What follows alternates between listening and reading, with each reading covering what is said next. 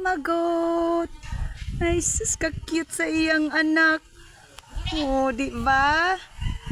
Taon. Naglisod taon ni siya og labor. Medyo nadugayan yung pag-anak.